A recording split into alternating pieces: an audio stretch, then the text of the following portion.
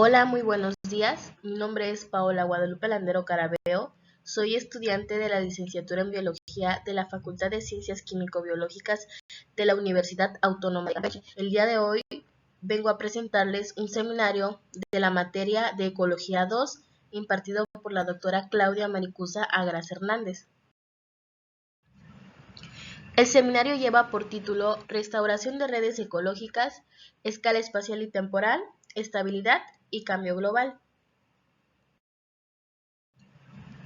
A lo largo de este seminario vamos a estar viendo algunos temas como una breve introducción de esto de las redes ecológicas, sobre todo en la restauración de ecosistemas.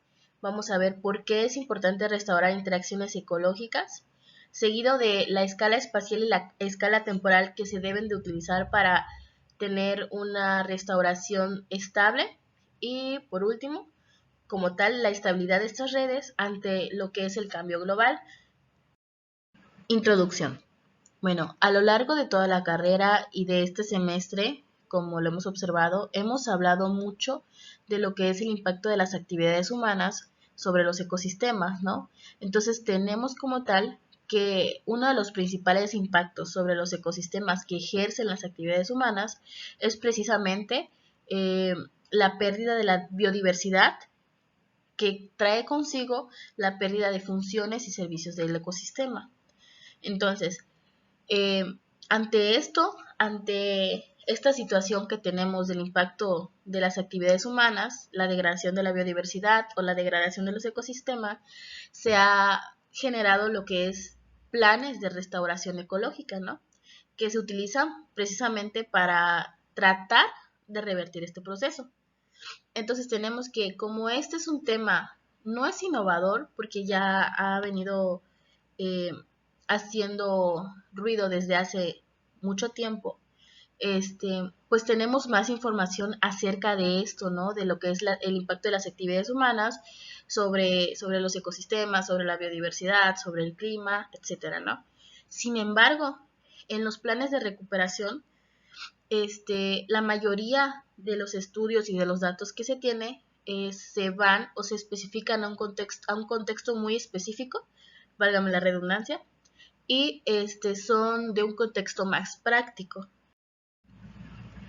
Es por esto de que los planes de restauración ecológica actualmente son un poco más específicos y de naturaleza muy práctica.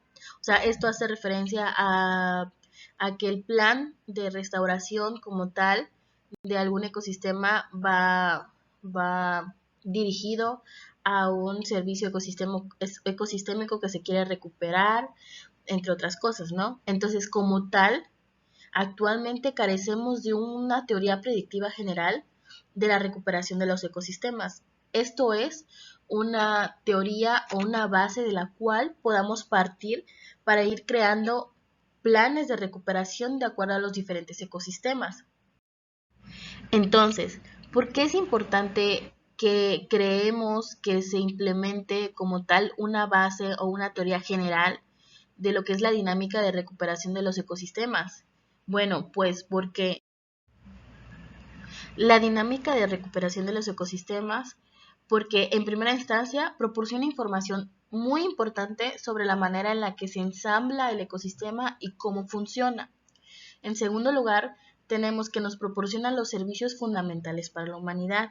Ya hemos visto, ya hemos hablado de esto, servicios ecológicos o ambientales, servicios económicos y servicios sociales o culturales. Otro punto que da suma importancia a lo que es la implementación de una base o una teoría general para la recuperación de los ecosistemas es que como tal existe un consenso internacional que habla precisamente sobre la necesidad de restaurar los ecosistemas. Este tema también fue abordado en lo que es el Convenio sobre la Diversidad Biológica, la cual declaró que la restauración de los ecosistemas terrestres, tanto marinos, son fundamentales para la provisión de servicios valiosos que nos brindan los ecosistemas. Entonces, para abordar o para dar algunos ejemplos de esto, tenemos que la polinización en Europa por parte de los insectos está valorada más o menos entre 3.3 billones a 14.6 billones de euros anuales. Otro ejemplo podría ser también que las interacciones entre plantas y animales, que generalmente es más enfocado al control de plagas, es valorado en 11.5 millones de euros en Estados Unidos. Entonces, ante esta situación, lo que son ciudades como Nueva York, la prefectura de Aichi e incluso la Unión Europea tomaron cartas en el asunto y elaboraron sus planes de restauración que consistían más que nada en restaurar millones, aproximadamente 150 a 350 millones de hectáreas de ecosistemas forestales que fueron degradadas o que están siendo degradadas, que se alinea más o menos a restaurar el 15% de los ecosistemas degradados de todo el mundo para el 2020. Estamos hablando de 2020, actualmente estamos en 2022. Entonces, a pesar de que este tipo de planes se implementan a la de, bueno, pues no hay bosque, vamos a restaurarlo, entonces no se observa específicamente lo que pasa en ese ecosistema o lo que pasó o lo que va a pasar.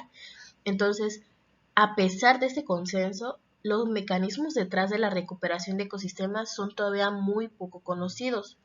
Por lo tanto, es importante y fundamental identificar qué tipo de mecanismos, cómo son los mecanismos y comprender cómo es realmente la recuperación del ecosistema, cómo evoluciona a lo largo del tiempo y cómo medirlo para que éste sea estable. Es aquí donde entra el objetivo principal de este seminario, el cual es comprender y exponer cuál es el papel de las interacciones ecológicas entre las especies y las redes que a su vez forman. Esto relacionado con un componente clave para comprender lo que es la restauración y el funcionamiento de los ecosistemas. Entonces, ¿por qué es importante restaurar las interacciones ecológicas? Vamos a revisar 3 puntos o 3 razones fundamentales para incluir lo que son las interacciones en los programas de restauración. En primera instancia, tenemos que estas interacciones proporcionan mucho mayor información más allá del número de especies. ¿Esto qué nos quiere decir? Que en consecuencia de la pérdida o la ganancia de interacciones, va a resultar esto un indicador más factible de la degradación y la recuperación de los ecosistemas que la misma composición específica y abundancia de las especies. ¿Por qué resulta que las interacciones son un indicador más preciso que la composición y abundancia de las especies? ¿Por qué? Porque es típico encontrar en un ecosistema que muchas interacciones son mantenidas por un grupo central de especies mutualistas o especies supergeneralistas, como lo son los polinizadores. Entonces, la cuestión clave es que la extinción de estas interacciones pueden afectar las funciones y servicios ecosistémicos mucho más rápido que la propia extinción de especies.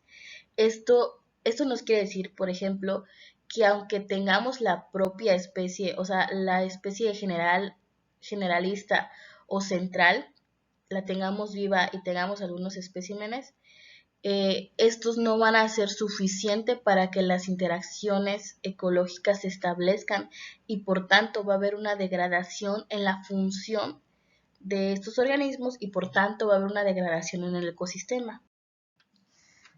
Asimismo, tenemos que, para volver a establecer una interacción ecológica o como tal redes ecológicas a partir de las interacciones ecológicas, va a requerir de muchos factores, como lo es la coexistencia espacial y temporal, rasgos compatibles de acuerdo al ambiente que se recuperó y que ya no vuelva a ser el mismo a como era el del principio antes de ser degradado, así como abundancia suficiente para los diversos organismos. Entre más abundancia y más espacio, mayor es la probabilidad de que haya más interacciones y por tanto una mayor restauración en cuanto a las funciones de los animales que traerá consigo el funcionamiento del ecosistema. Las interacciones ecológicas también describen lo que son las interacciones y el funcionamiento de los ecosistemas, es decir, nos describe qué especies interaccionan, con qué otras y con qué frecuencia, así como también el funcionamiento de los ecosistemas. Entonces, el análisis de las redes nos va a proporcionar como tal una base que relaciona las funciones ecosistémicas con la estructura de las comunidades, ya sea de los organismos, ya sea plantas o animales. Asimismo, las redes de interacción también nos permiten, como tal, investigar las funciones que interactúan entre los organismos formando trade-off o sinergias. ¿A qué nos referimos con trade-off? Cuando hablamos de trade-off nos referimos a una herramienta para conocer cómo funcionan las diferentes dinámicas sociales y ecológicas de, de los ecosistemas. Y asimismo, lo que son los trade-off da como resultado las sinergias, que es una acción conjunta de varios organismos para la realización o la función de algo. Ok, ya por último, y resumiendo ambos puntos anteriormente tocados, tenemos que la restauración de las interacciones ecológicas como tal son componentes clave para el éxito de la función del ecosistema. Un ejemplo de eso lo podemos observar en el análisis que tiene o el papel que tiene la depredación en los ecosistemas. Entonces, la pérdida de organismos depredadores genera como tal cambios en la red de interacciones, pues al no haber como tal organismos depredadores, se genera un crecimiento exponencial poblacional de aquellos organismos que son herbívoros, ¿no? Y esto causa como tal una reducción de la biomasa vegetal que repercute en las funciones del ecosistema. Para entender un poco mejor esto de lo que estamos hablando de las redes de interacciones, coloqué un video que nos habla de la reintroducción de lobos en Yellowstone a mediados de la década de 1990, el cual esta reintroducción recuperó una gran parte de la biodiversidad perdida por medio de la integración o vamos a decir de la conexión nuevamente de este tipo de interacciones ecológicas.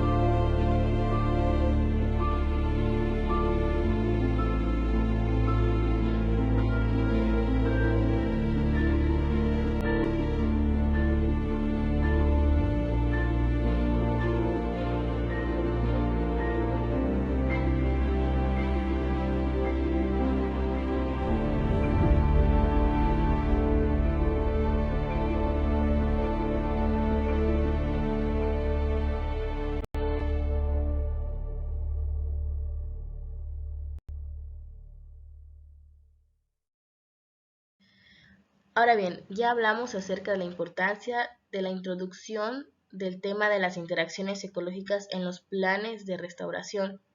Sin embargo, ¿cómo sabemos o cuál es la escala espacial óptima para un plan de restauración ecológica? Tenemos que tradicionalmente las prácticas de restauración se han asociado a lugares concretos, o hábitats individuales. Sin embargo, actualmente se está optando por tener una escala espacial mayor, moviendo entonces el foco de especies a nivel de hábitat individual hacia un nivel mucho más amplio como de paisaje. Esto debido a que las redes ecológicas en diferentes hábitats pueden vincularse dinámicamente, haciendo entonces un análisis de la dinámica un poco más amplio. Entonces estamos hablando de un nivel de paisaje. Entonces, si analizamos o si implementamos una restauración ecológica a nivel de paisaje, ayudaría a conseguir una restauración mucho más eficiente. Ahora bien, este tipo de vinculación dinámica da como resultado la formación de metacomunidades. Recordemos que una metacomunidad ecológica es un conjunto de comunidades que interactúan y que están unidas por la dispersión de ciertas especies, que se les pueden llamar especies hub o centrales y o conectores. Entonces, si nos enfocamos al estudio de la teoría de metacomunidades, esta nos puede proporcionar un marco más amplio, ideal para desmenuzar lo que es la estructura de la biodiversidad y el funcionamiento de los ecosistemas a través de estas interacciones. Todas estas cuestiones nos llevan a una pregunta. ¿Qué es mejor? ¿Restaurar un fragmento grande de hábitat único o varios fragmentos pequeños de diferentes hábitats adyacentes? En lo personal, yo pienso que es mejor eh, restaurar lo que son fragmentos pequeños de diferentes hábitats adyacentes, porque al ver un tipo de restauración ahí, podríamos propiciar al inicio de nuevas interacciones o de restauración de interacciones que traerían consigo poco a poco la restauración de todo el hábitat completo. Entonces, todos estos aspectos nos dejan ver que la escala óptima para la restauración ecológica va desde un nivel de paisaje, pero abarcando pequeños fragmentos de hábitats para que pueda desarrollarse una vinculación dinámica y a su vez crear metacomunidades por medio de especies centrales y conectores. Esto para que, por así decirlo, poco a poco el ecosistema vaya restaurándose de una manera mucho más perdurable. Escala temporal en la restauración de las redes ecológicas. En este apartado vamos a estar hablando un poquito más acerca de cuál es el tiempo adecuado para que nosotros podamos como tal designar que una restauración o un plan de restauración ha sido completamente exitoso. Entonces, para empezar, tenemos que algunos proyectos científicos, o en su mayoría los proyectos científicos, son financiados a corto plazo, es decir, de 3 a 5 años, y eso si tienes mucha suerte. Entonces, en los casos de planes de restauración, incluso pueden llegar a ser menos tiempo. Esto trae consigo un obstáculo para lo que es el análisis de las interacciones de las especies, es decir, como tal no se termina de estudiar las interacciones que se van desarrollando y por tal no se puede designar si hay algún factor que intervenga en el desarrollo de un ecosistema sano. Y